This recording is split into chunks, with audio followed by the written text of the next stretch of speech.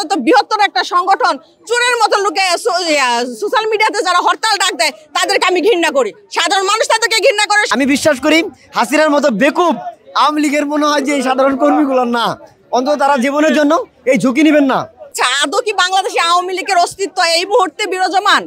যেখানে নাই, যেখানে তাদের সংগঠনকে নিষিদ্ধ করা হয়েছে ছাত্রলীগকে, যেখানে এই দলের সভানেত্রী পালিয়ে গেছে, এই দলের একটা মানুষকে ভাঙ্গা হারিকেন দিয়ে খুঁজে পাওয়া যাচ্ছে না, তারা সোশ্যাল মিডিয়াতে হরতাল দিচ্ছে। এরা হলো সাধারণ মানুষের ব্রেন ওয়াশ করার একটা চেষ্টা করতেছে যে আমরা হরতাল দিয়েছি। এই হরতালে মানে কেউ আসুক না আসুক, সাধারণ বাংলাদেশের মানুষ তো জানলো সোশ্যাল মিডিয়ার কল্যাণে যে আমরা হরতাল দিয়েছি। এরা কোনো একটা গুহার ভিতরে লুকায় থেকে বলতেছে হরতাল। আপনারা দেখেছেন বিগত 17 বছর আমাদের উপর কি নির্যাতন হয়েছে। আমরা 20 জন হোক 50 জন হোক নিয়ে আমরা রাজপথে এসেছি। শুধু তাই না, আপনারা দেখছেন লক্ষ লক্ষ মানুষের জোয়ার ছিল আমাদের সমাবেশগুলোতে। বাংলাদেশের সাধারণ মানুষ আওয়ামী লীগকে অনেক আগে লাল কার্ড দেখিয়ে দিয়েছে। সেই 5ই আগস্ট বা 36শে জুলাই যে 24-এর গণ অভ্যুত্থানের মধ্য দিয়ে যে সাধারণ মানুষ দেখেছে আওয়ামী লীগ খারাপ, যত নষ্ট, যত বাংলাদেশের দুর্নীতি সবকিছুর কারিগর ছিল আওয়ামী লীগ। কিছুদিন আগেই ছাত্রলীগকে নিষিদ্ধ সংগঠন হিসেবে করছে, কোর্ট রায় দিয়েছেন। ছাত্রলীগ এখন নিষিদ্ধ সংগঠন গঠন। আমরা কখনো গর্তে লুকিয়ে এরকম কর্মসূচি দেই নাই। আমরা দীর্ঘ 17 বছর ধরে আপনারা দেখেছেন আমরা ধারাবাহিকভাবে রাজপথে আন্দোলন সংগ্রাম করেছি। এই সরকারের মানে পদত্যাগ চেয়ে আসছি।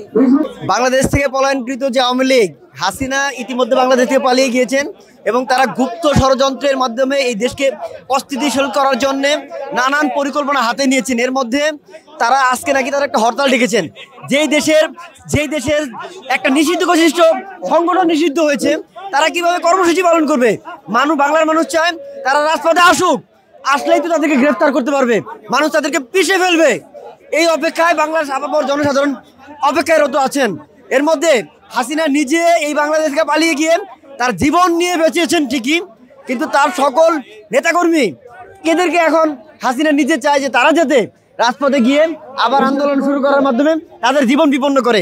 তো 5ই অগস্টে জুন জুলাইয়ে যে ছাত্রলীগ যেই গণহত্যা করেছিল তাদের বিচারের দাবিতে আমাদের যে 2000-এরও অধিক শহীদ হয়েছে, এই শহীদদের যেন তাড়াতাড়ি তারা বিচার পেয়ে থাকে। এই জন্য তারা অন্য দেশে যে পুনর্বাসিত হওয়ার চেষ্টা করছে, কিন্তু অন্তর্বর্তীকালীন সরকার আশা করি বাংলাদেশের যত নিষিদ্ধ সংগঠন আছে এবং তাদের মাদার সংগঠন ফ্যাসিস্ট স্বৈরাচার আওয়ামী লীগ তাদেরকে চিহ্নিত করে বিচারের আওতায় নিয়ে আসবে।